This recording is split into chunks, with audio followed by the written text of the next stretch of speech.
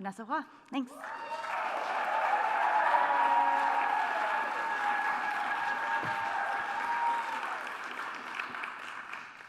Good evening. It's an honor to be here tonight reading with Nathan and the actors. I'm so dazzled by the talent and creativity at Sewanee. A huge thanks to Leah, Gwen, Adam, and the hardworking staff. The last year and a half has reminded us how precious it is to be able to gather. And thanks to all of you for making this community so special. I wanted to dedicate this reading to my workshop. Yeah, it's it's been so fun teaming up with Jill, and I'm deeply moved by how all of you show up for each other in every way, every day. Yeah. So I'll be reading from my forthcoming novel, Forbidden City, which will be published next April. Years ago, an intriguing bit of documentary footage caught my attention. It was the jowly Chairman Mao surrounded by giggling teenage girls, dressed in tight sweaters and Peter Pan collars.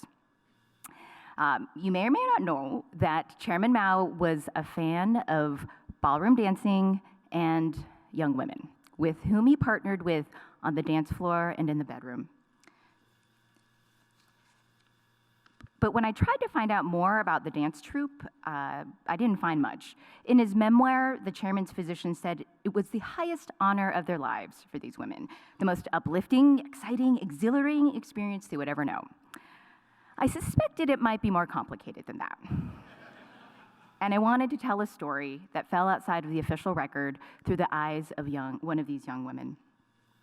The scene opens on the day she leaves her village for duties that remain, for now, a mystery. Forbidden City. At dawn, Ma filled our wooden tub with hot water. She hadn't bathed me in years and wouldn't have done so again until my wedding day. A few meters away, my sisters slumbered. Later, I'd wonder if they might have been pretending, their parting gift to offer me the privacy I never had here. Ma squatted behind me and poured ladles of water over my head, the scent of dust and sweat rising off in the steam. The drops trickled down my nape, my shoulder, my chest, every part of me cherished. I leaned into her hands. Her breathing became ragged, and I felt her trembling through my body until we were both shaking. "Little May," she murmured. When I tried to turn around, she gripped my shoulders. The water in the tub had gone lukewarm, and I shivered, the hairs raised in the back of my neck and arms. "Ma?" I asked. She didn't answer.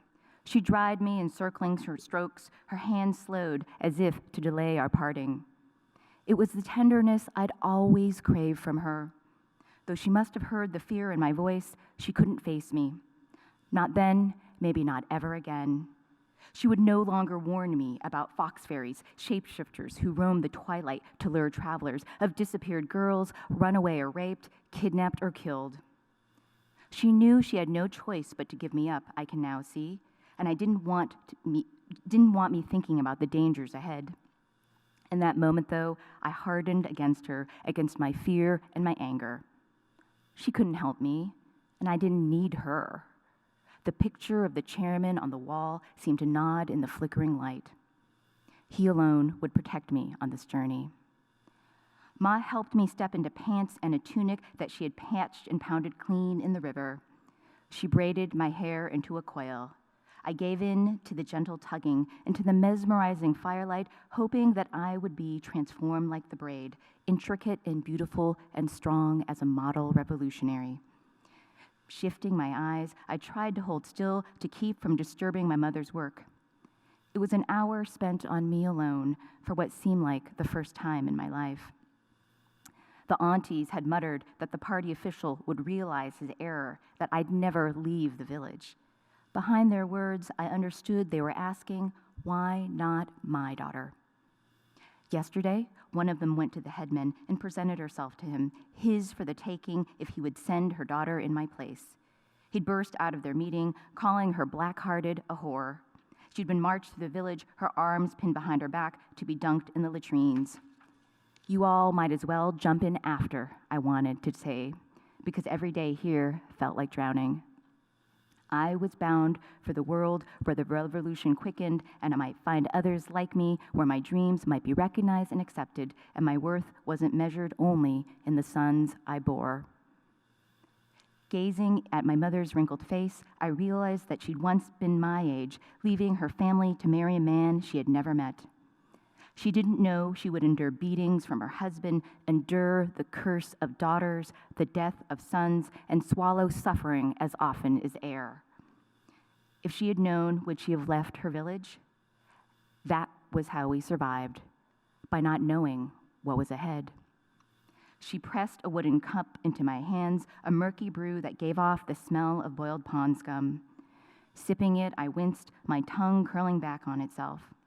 She pushed it towards me again, and I half gagged. "What's this?" I asked.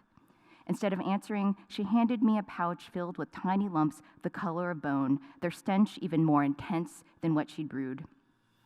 The earthy scent reminded me of dong quai, the golden flowers and sturdy roots we gathered every autumn. A desperate neighbor had come asking for it after she'd given birth twice within a year. It helped a baby from taking hold. In the last year, after I started my women's flow, Ba began warning me against walking by myself at dusk, to bolt from men who ventured too close. Why, he never said, but I understood. The curves that made me clumsy and set my running off kilter also invited the attentions of men who could ruin me. "Drink this every morning," Ma now said. I finished the bowl and set it down. "Every morning," I repeated, then swirled my tongue against my teeth to get rid of the sour, bitter taste. The party's jeep arrived with a groan and a rattle. My sister stirred and then went still. As a hen squawked, Ba climbed off the bed, ladled me a bowl of porridge, and dropped in thick slices of salted turnips. I ate while standing, holding the bowl close to my face. He did too. My father's fingers were the finest part of him, nimble whether mending a basket or plucking a radish. As a teenager, he left for the provincial capital to make his fortune. Although he'd wanted to work in a textile factory, he returned a year later, missing his little finger, a failure that still defined him and our family in the village. I was used to the stump, but his long fingers curved around his bowl now seemed lonely, his hand missing its smallest part. He turned away and coughed, wiping at his mouth. My family never said anything about his cough, yet another ailment among us that lingered and festered, like the sores that never quite healed, the scratch that persisted, the irritation in our eyes that went on for so long we forgot we lived any other way. I stared at his hand, the smear of blood undeniable, yet when I looked up, he wordlessly ordered me to ignore it. I set down my bowl, unable to finish more than a few bites. Difficult as this life was, it was all I had ever known. When Ma brushed down stray hairs at the crown of my head, my resolve disappeared, and the urge to cling to my parents overwhelmed me. Ba lifted my elbow to lead me to the door. Gentle, not rough, this gesture gave me the strength to leave. So May makes her way to the Capitol and meets the chairman. This scene, which I'll be reading, takes place later in the book when she visits his quarters for the first time at the Lake Palaces, the opulent gardens where he lives. As you'll see, he has her in mind for a political mission as well as other duties.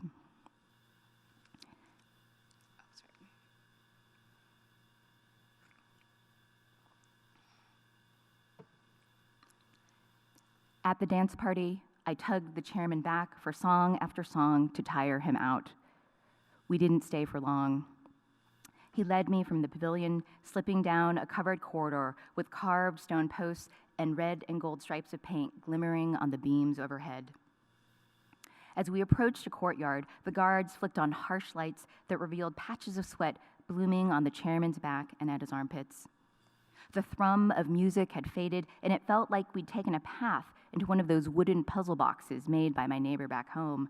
A ball rattled inside that I had to figure out to determine where to go. One wrong move, and I'd get turned around and never find my way out. After passing through a moon gate, we entered a garden where gravel crackled beneath our feet on paths that wound around arched bridges, ponds, and statues. You could take a different path each time, the chairman said. It's never the same garden twice. High on the wall hung a wooden carving of calligraphy, the sweeping strokes traced in gold. He pointed at a sign. It says, "In here, happiness lies." He probably had said the same to those who came before me, to those who would come after me, but the words still felt like a gift. We strolled by a grotto of boulders with the look of hunched deities, beautiful, strange, and everything I'd wished for at the lake palaces, a place that expanded the wider possibilities of the world. The lady on the moon, Chang'e, loomed above us, alone in her pale palace. At night, I wondered, did she regret stealing the elixir of immortality when she saw people below? The chairman followed my gaze. You stare at something long enough, you can convince yourself you're seeing something, even when there's nothing there, he said. Everyone's always looking for the legends, for Chang'e, for her pet rabbit, but they're not there. They never were. He stroked his thumb along my cheek. You can get so distracted by what's high above, you don't pay attention to what's in front of you, he said. You want to look at the moon? I'll tell you a story about the moon. Centuries ago, General Zhu had launched a sneak attack against Mongol invaders on the first day of the Moon Festival, he said. His most trusted deputy, disguised as a priest, entered a city under enemy control. His robes held many folds, but his secrets were hidden elsewhere, in the cart he led, filled with hundreds of mooncakes, the chairman said. A holiday tradition, but presented as a special blessing for the Mongol emperor. A master stroke, appeal to the vanity of your enemy. I'd heard versions of this story from my parents, but what seemed to excite the chairman most was the theatrical deceit, the sort he wanted me to carry out with the president. I wondered if the Mongols had also considered the cakes women's work, kitchen business, trivial and harmless. Whatever the reason, the guards had waved the rebel through the city gate without bothering to sample the mooncakes. The Mongols didn't have a taste for the sticky filling, the chairman said. A people of meat and milk, I said. He laughed. Mongols were barbarians from the north, I'd been told, hairy and red-eyed and vicious as demons who'd ruled over China hundreds of years ago. That night, the family sliced open the cakes to admire the whole salted duck egg yolks, round and orange as the moon, embedded in the lotus paste. Inside, they discovered a call to action. Rise up at midnight. His quarters were shadowy, except for a frosted lamp on a bedside table. The floor resembled a field besieged by gophers, a blue and white striped bathrobe puddled on the threadbare rug, surrounded by cigarette butts and bounds of books, a mess so great it looked irreversible. Wooden cabinets packed with books lined the walls, adding to the scent of sweat, old paper, and black tea. Even before the chairman touched me, I ached between my legs. My resistance, my glance away. I didn't fight him. I kept my eyes fixed to the ceiling and my body rigid, hoping he would soon finish. This time, though, the chairman demanded a different response. He flipped me onto my back and took me into his mouth. My body arched up, yielding to the pull, a current I didn't know I had in me. I didn't expect it, didn't know how to stop what was unfurling in me. He didn't linger, though. He crawled down my body, hooked an arm under each leg, and buried his face into me. Stunned, I choked on my screams. The groans he coaxed from me were the sounds of someone I didn't know, a wail of mourning, of pleasure. My breath clicked in the back of my throat, shuddering as lights exploded in my head, and I was falling, breaking, tumbling. He rolled off of me, settling beside me. Our panting slowed. I slid along his body, flesh against flesh, and pressed close to his head for a glimpse of his sparse eyelashes, the spiraling cave of his ear, and a sunburst of lines radiating from his eyes. I preferred him in fragments. Whole, he overwhelmed me. His eyes distant, he swallowed a handful of golden pills from a bottle on the bedside table. In each of our conversations so far, he told me a story, and he'd listened to mine. The mooncakes. Who baked the mooncakes? I asked cautiously. It had to be someone General Zhu trusted. Go on, he said. Someone who could keep the secret at home, I said, who could read, who ran the kitchen, his wife, I said, the story coming together in my head. The secret code, it could have been Lady Zhu's idea too, but for who but she would have considered the filling as closely. My mother told me that recipients found a slip of paper inside, while my father claimed that the different patterns of cakes placed side by side revealed the secret message. General Zhu thought of it only on his tongue, but never in its making, I said. The most trusted rebel wives would have baked for weeks. They're heroes too, as much as General Zhu. But they'd been lost to history. He propped himself on his elbow. Some things you look at so often for so long, you miss them. You're opening our eyes to things we've stopped seeing, he said. He rubbed my thigh, smiling with a bubble of pleasure I would come to recognize as a side effect of the pills that put him to sleep. Within moments of turning off the lights, he was snoring, sprawled on his back, his arms and legs splayed, a man no longer accustomed to sharing his bed. Wondering if I could fall asleep beside him, I edged towards the wall as far as I could go, up against stacks of books. When I undid my hair, my scalp throbbed in relief. Licking my cracked lips, I tasted blood, salty and sacrificial. I'd been spared from getting pregnant tonight, but I'd run out of my mother's tea, and I'd have to find more. Dong Quai grew in the hills above the village, in the moldering damp beneath the forest canopy. The gardens at the lake palaces were vast, though, and such treatments might have been passed down from dynasty to dynasty. An imperial doctor could have secretly cultivated it for the empress and the other court ladies, and maybe it still grew here, the gardeners tending it as they would any other ornamental flower. Women had other ways of keeping a baby from taking hold. Busy Shan, one of the other girls in the dance troupe, once explained that you were most likely to get pregnant a couple weeks after your monthly flow. Think of when the sows are bred, how long after that they go into heat, she'd said. She added, if you washed yourself with vinegar afterwards, rinsing as far as you could go, you could protect yourself. We'd been whispering after lights out in the dorm. Can't Teacher Fan help? I'd asked. You say one word to her and you're gone, Busy Shan said. To avoid getting sent away, the girls tried to take care of it on their own. Is there anything else? Dolly Yu had asked shyly. You could offer him a dish of tofu, Busy Shan had said. Some men love to eat tofu. They want nothing else. Her talk had set off shocked giggles. I hadn't understood the joke then, but now, all at once, I did. Tofu, soft and wet as a woman. What the chairman had done to me tonight, I might persuade him to do again. And I could do the same to him, a thought which disgusted me so much I could hardly stand to think it, but such an act would keep me from getting pregnant. None of us asked how Busy Shan possessed such knowledge, the sort of wisdom we taught each other, girl to girl, without the help of our mothers who didn't want us contemplating such matters. When they were our age, they might have whispered about such secrets, swallow a jar of tea steeped for 2 days, choke down a mouthful of cold ash, jump from a tree, jump 1,000 times a day for a week. We didn't expect any man to concern himself with how to prevent a pregnancy or how to end one. Although I'd never slipped into the fields or down by the river, others in my village must have. A newlywed bride gave birth not so many months after she married. And then there was the classmate sent to live with an ailing aunt. When she returned, people said they could smell the milk on her, the milk meant for the baby she'd given to another family. In her time away, her waist had thickened, her legs turned stocky and veined, and her high, sweet voice had coarsened. Her parents eventually matched her up with an old man.